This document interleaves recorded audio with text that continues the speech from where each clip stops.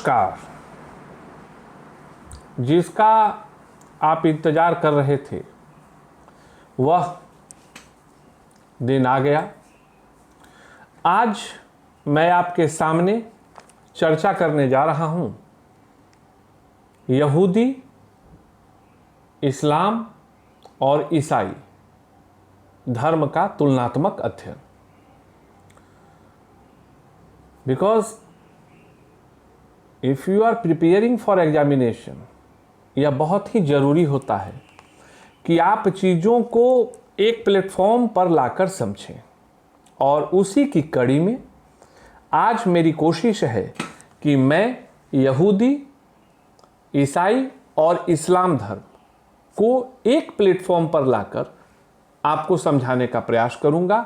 और आज के इस डिबेट के अंत में हम चर्चा करेंगे कि वस्तुतः किस धर्म को प्राचीनतम धर्म माना जाए। अर्थात इस तीनों को लामबद्ध करने के बाद मेरी कोशिश होगी कि मैं आपके समक्ष इस बात को बता सकूं कि आखिर इन तीनों की तुलना में हमारा हिंदू धर्म, या कहें एक और धर्म, चूँकि धर्म किसी व्यक्ति या जाति से इत्तेफाक नहीं रखता है, तो हम उसकी चर्चा करेंगे। तो उम्मीद करते हैं कि आपको मेरी जो बातें हैं वो आज जो मैं कहूँगा वह समझ में आएंगी। वस्तुतः हम शुरुआत करते हैं सृष्टि की कि भाई आखिर सृष्टि की रचना हुई कैसे, आखिर सृष्टि जो है वह किस प्रकार से क्रियान्वित हो रहा है, और तमाम बातें। वस्तुतः कुरान के अनुसार ऐसा माना जाता है कि जब धरती पर सृष्टि की संरचना की बात ऊपर वाले के मन में आई तो उसने अपने दूतों को भेजा, अपने लोगों को भेजा, और धरती पर 6 जगह से उनको मिट्टी इकट्ठा कर लाने के लिए कहा।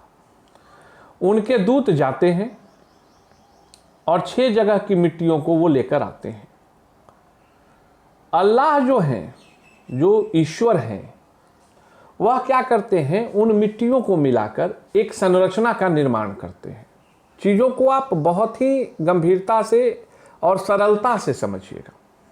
6 जगहों की जो मिट्टियां लाई गई धरती पर से, उसको मिलाकर एक मानवीय संरचना का निर्माण होता है। और ऐसा कुरान में, बाइबिल में, आपके तोरा अथवा तनाक में, या हमारे हिंदू धर्म में, यह सभी जगहों पर यह समान विचारधारा पाई गई कि ईश्वर अपने ही रूप को बनाते हैं, मतलब अपने हम शक्ल का निर्माण करते हैं। और कुरान के अनुसार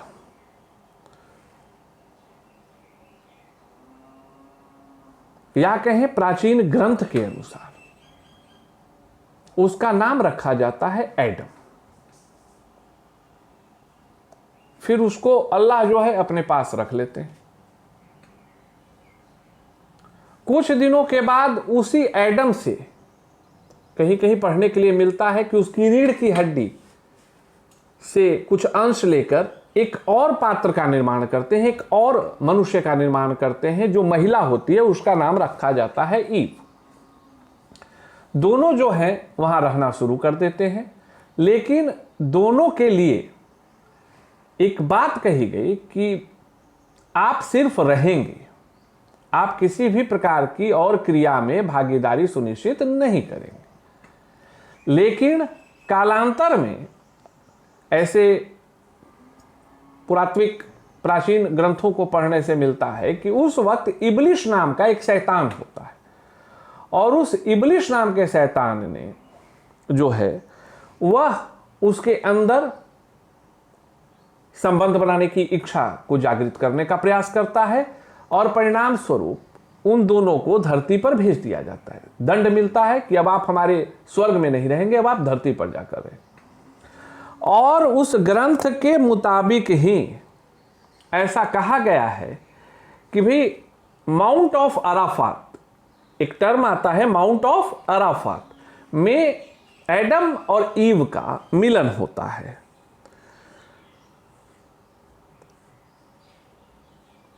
बीस बार यह संतान उत्पत्ति करते हैं और हर बार जुड़वे बच्चे को जन्म देते हैं। ये बिल्कुल मैं प्रारंभ से लेकर चल रहा हूं। 20 बार ईव मां बनती है और हर बार जुड़वे बच्चे को जन्म देती है और इस प्रकार से मानवीय सृष्टि का विकास शुरू हो जाता है। अब समझने की बात है, अब जो है ना, अब आप लोगों को समझने की बात है। इसी में से जो कुरान के अनुसार ऐसा माना गया कि उसी के रूप में अल्लाह के दूत आते रहेंगे, इसी के रूप में आगमन होता है मूसा का, जिन्हें कि आप जानते होंगे कि यहूदी धर्म से जोड़कर देखा जाता है। यहूदी धर्म के बारे में है कि जब मूसा आए, जिनसे प्रभावित होकर यहूदी धर्म का निर्माण हुआ, और पिछली कक्षा में मैंने यहूदी धर्म के व्यक्तिगत इतिहास की जानकारी आपको दी है। तो होता क्या है कि यहूदी धर्म का निर्माण जो वस्तुतः है वह आज से 4000 वर्ष पूर्व, आज से 4000 वर्ष पूर्व मतलब मैं कहना चाह रहा हूं 2000 BC, 2000 ईसा पूर्व। अब इस चीज को अब आप लिखते जाएं या समझते जाएं। 2000 ईसा पूर्व में यह साक्ष्य मिलता है कि उसी के आसपास यहूदी धर्म का विकास होता है। मूसा को लोग धीरे धीरे भगवान मानने लगते हैं, पैगंबर के अल्लाह के दूत का आने का प्रकरण चलता रहता है, और इसी प्रकरण में आगे चलकर अल्लाह के दूत के ही रूप में मान्यता है कि किनका आगमन होता है धरती पर, जीसस का, जिसे हम ईसा मसीह के नाम से जानते हैं, जिन्हें हम ईसा मसीह के नाम से जाने जाते हैं। और ऐसा नहीं है कि आज की जो मैंने परिचर्चा लाई वो बिना तथ्यों पर ला रहा हूं। मैंने कई जगहों को के साक्ष्यों को पढ़ा, प्रमाणों को मैंने देखा, तो मैंने पाया कि जीसस, जिन्हें ईसाई धर्म का संस्थापक भी माना जाता है, जीसस शब्द की चर्चा कुरान में लगभग 93 बार हुई है। यह इस प्रमाण को मैं दे रहा हूं कि कुरान अभी तक वस्तुतः मुस्लिम धर्म पर हम पहुंचे नहीं हैं, लेकिन कुरान से ही जो तथ्य मिल रहे हैं, तो सबसे पहले 2000 ईसा पूर्व में क्या हुए, यहूदियों का प्रमाण मिला। फिर जब ईसा जन्मे हैं तो ईसा बिफोर क्राइस्ट के बाद बदल गया, ईस्वी में आ गया। फिर दूसरे आए, ईसा मसीह आए, और आगे चल के उन्हीं के दूतों में आगमन होता है पैगंबर मोहम्मद का, कुरान के अनुसार, जिनको भी अल्लाह के दूत की संज्ञा दी जाती है। और यह लगभग 610 ईस्वी में, यह लगभग 610 ईस्वी में इन्होंने इस्लाम धर्म की स्थापना रखी या नींव रखी। अब इस चीज को आप समझें कि एक ग्रंथ में ले रहा हूं कुरान, कुरान की चर्चा के आधार पर ही मैंने बताया कि कैसे सबसे पहले 2000 ईसा पूर्व में यहूदी आए, फिर उसी अल्लाह के दूत में से नाम आता है ईसा मसीह साहब का, जो कि ईश्वर के दूत थे। उन्होंने ईसाई धर्म की नींव रखी, और फिर 610 ईस्वी में, अब बातें हो रही हैं ईस्वी में, जैसे आज आप 2021 ईस्वी में, तो पैगंबर साहब नींव रखते हैं इस्लाम धर्म का। अर्थात एक बात जो बिल्कुल स्पष्ट है कि चाहे वह यहूदी धर्म हो, इस्लाम धर्म हो या ईसाई धर्म हो, तीनों के जो साक्ष्य हैं, प्रमाण हैं, उनका स्रोत एक ही है। अतः अगर आप यह कहें कि तीनों की उत्पत्ति के स्रोत एक हैं, तो गलत नहीं होगा। और पैगंबर साहब के साथ क्या होता है कि पैगंबर साहब जब मक्का जाते हैं धीरे धीरे अपने ज्ञान के प्रचार प्रसार के लिए, तो मक्का से इनको, जब वह मक्का गए तो मक्का से इनको भगा दिया जाता है। वहाँ से वह उठकर मदीना चले जाते हैं, जहाँ जाकर वह लगभग ऐसी मान्यता है कि 10,000 लोगों की एक फौज तैयार करते हैं और मदीना से वो मक्का पुनः आते हैं। तो अब आप इस चीज़ को याद रखिएगा, जिस समय वह मदीना से मक्का आते हैं, उसी समय को ऐसा माना जाता है कि उसी समय से हिजरी संवत की शुरुआत होती है। उसी समय से हिजरी संवत की शुरुआत होती है। मोहम्मद साहब का परिवार को बाद में करबला बुलाया जाता है। करबला, मोहम्मद साहब के परिवार को यह भनक लग जाती है कि करबला में उनके विरुद्ध साजिश रची जा रही है, जबकि वहां के लोगों के द्वारा कहा जाता है कि आप करबला आइए और हम यहां इस्लाम धर्म को स्वीकार करें। लेकिन परिवार के द्वारा रोकने के बावजूद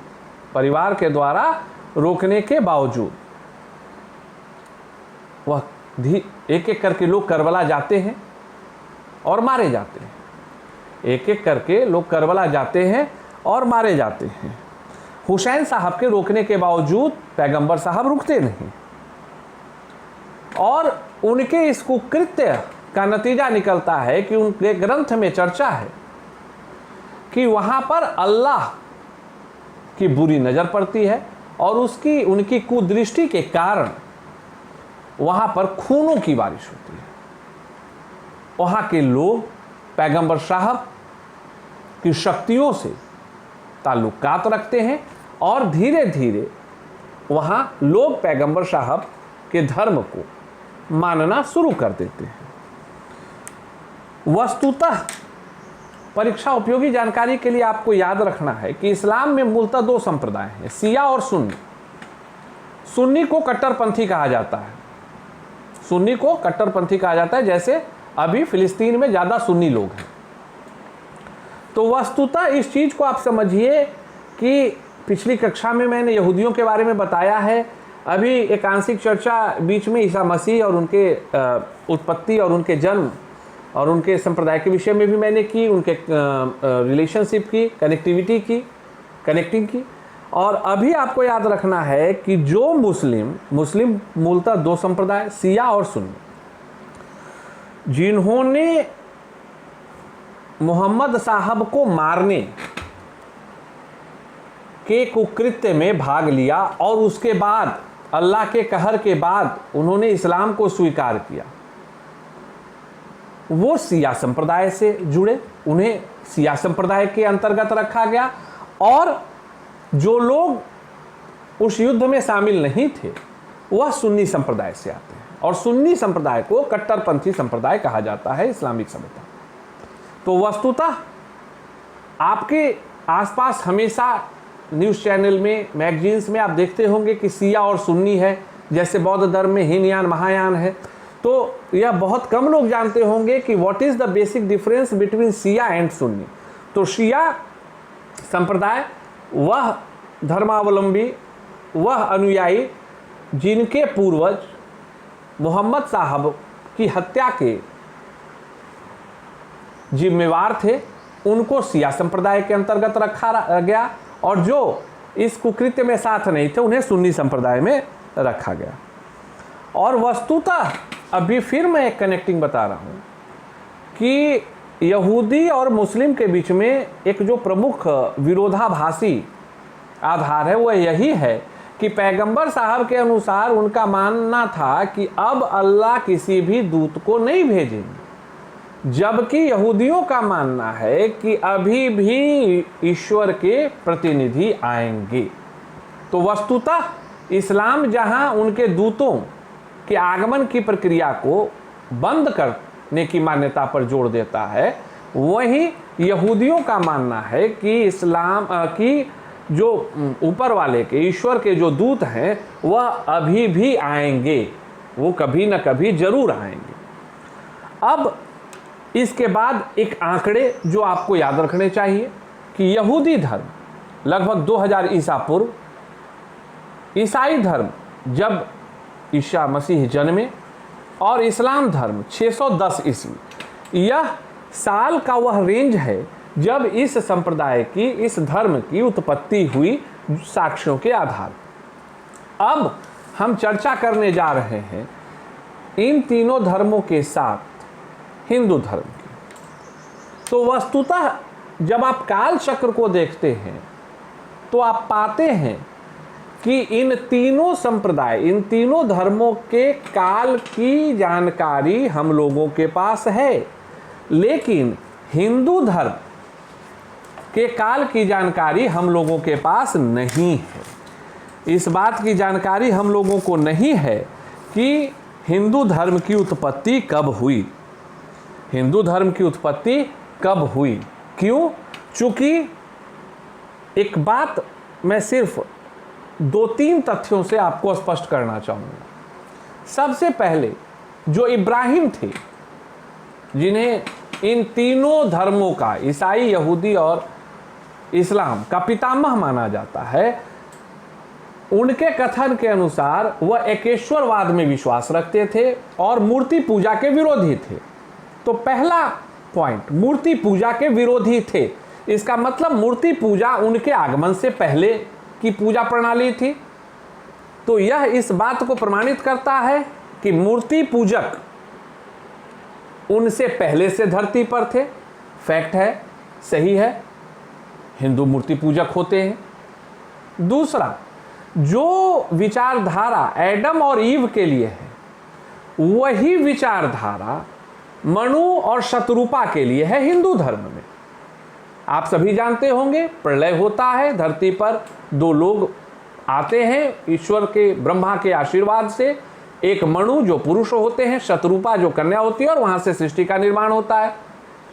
तो यह जो विचार है, इसका कोई कालखंड नहीं है, लेकिन इब्राहिम और कालांतर में आने वाले ईश्वर के दूत सभी की जानकारी कालचक्र पर मौजूद है, विचारधारा एक है। तो ऐसा माना जा सकता है कि उस वक्त उस संप्रदाय ने इसकी विचारधारा को अपनाया, बेसिक कॉन्सेप्ट को अपनाया। दूसरा प्रमाण। तीसरा, भारत में एक चीज स्पष्ट है कि बौद्ध धर्म लगभग भगवान बुद्ध कब जन्मे थे? 563 ईसा पूर्व। तो बुद्ध धर्म है, जैन धर्म है। इसका मतलब क्या है? एक प्रमाण स्पष्ट है कि ईसा मसीह से पहले हैं, इस्लाम से पहले हैं। इतना तो तय हो गया। और जब यह तय होता है और आप इतिहासकारों के जो खोज हैं, अगर उस पर आप विश्वास रखते हैं, तो आप पाएंगे कि वो सभी जिन्होंने बौद्ध धर्म, जैन धर्म चलाया, वो सभी उनके जो पूर्वज थे वह मूर्ति पूजक थे।